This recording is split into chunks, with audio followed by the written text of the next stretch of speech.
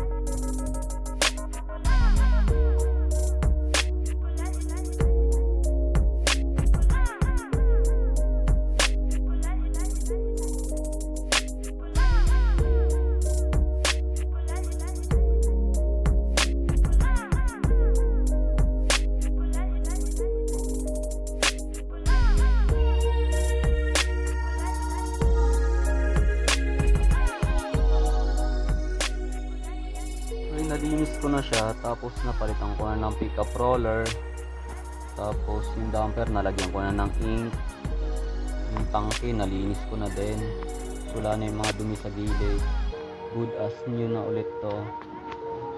Yung hose sa likod nalagyan ko na rin ng panibago kasi yun yung nahila niya nung una kaya nagkalat yung ink.